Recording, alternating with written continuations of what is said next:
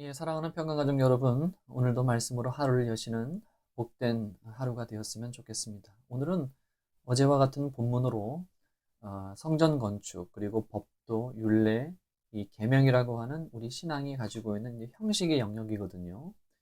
이 형식의 영역이 어떻게 내용을 담아야 되는가, 그리고 형식과 내용, 어느 한쪽만을 강조하는 형식주의나 내용주의가 되지 말아야 할 것을 보면서 균형 있는 신앙에 대해서 우리가 한번 고민하는 이 새벽이 되었으면 좋겠습니다.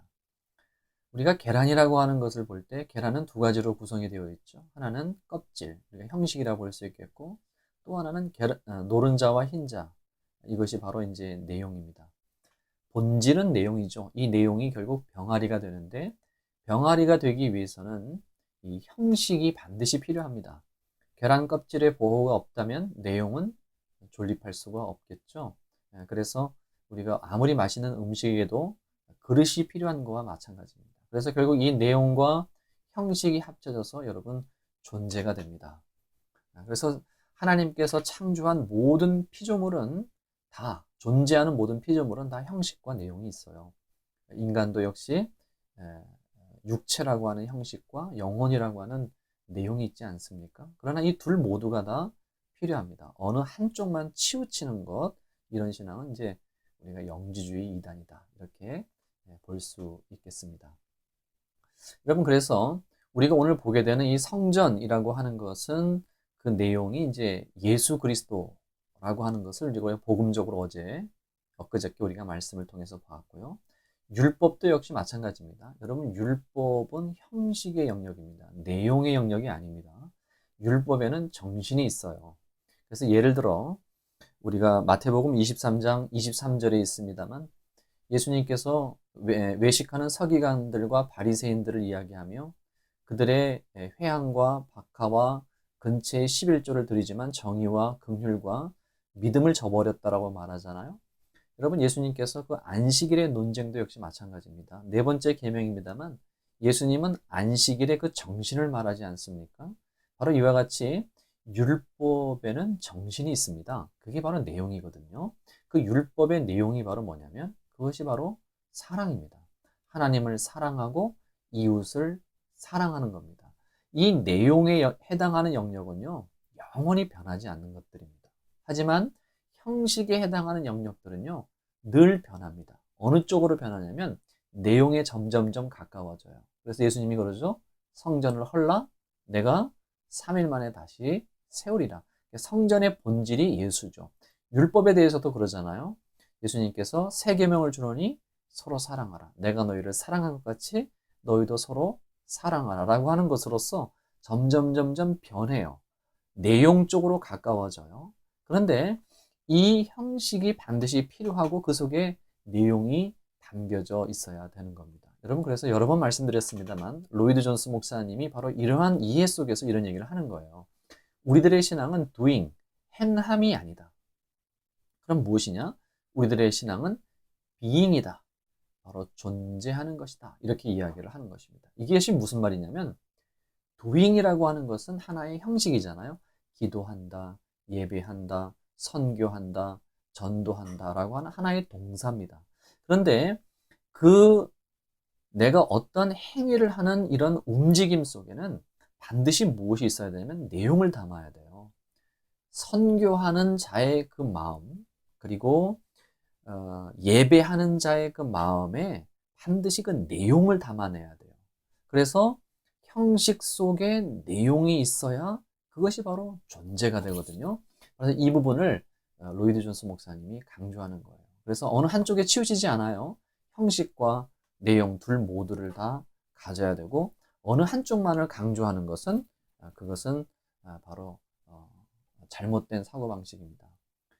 요즘에 그 비상 상황에서 대면 예배와 비대면 예배에 관한 것들 때문에 참 갑론을박이 많습니다.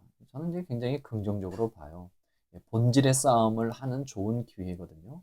그런데 이러한 비상 상황 속에서 대면 예배냐 비대면 예배는 형식의 영역입니다. 중요한 것은 그 형식적 예배 속에 무엇을 담아내야 되냐면 내용을 담아내야 되거든요. 예배의 본질적인 싸움이 무엇인가 담아내야 됩니다. 단 이렇게 흘러가면 안 됩니다. 무엇이냐면 성공회 신학대학 교수였고 지금 이제 경희대에서 근무하시는 것 같은데 그분이 TV 토론에서 목사님들과 같이 나와서 이제 토론하는 얘기 중에 이런 얘기가 있어요. 제 귀에 참 거슬렀던 얘기 중에 하나가 오늘날 한국 교회는 이 성전주의를 없애야 한다. 이렇게 얘기를 하고 있습니다.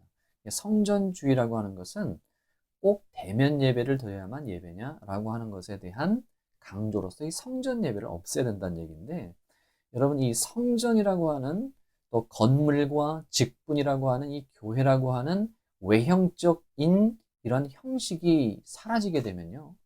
여러분 내용도 사라집니다. 이건 틀림이 없는 사실입니다. 왜냐하면 이게 바로 이제 이 일본이 가지고 있는 무교회주의가 이것을 정확하게 우리가 알려주거든요. 여러분 그것은 굉장히 섣부른 여러분 말입니다. 그것은 굉장히 잘못된 사고방식이어서 우리가 오늘날 비상 상황에서 비대면 예배를 드리지만 이것은 형식이라고 하는 조건 속에 유연한 대처를 할 수 있다라고 하는 형식의 영역이기 때문에 그래요. 하는 것이지. 그렇다고 하여 형식 그 자체인 대면 예배를 다 무시하겠다.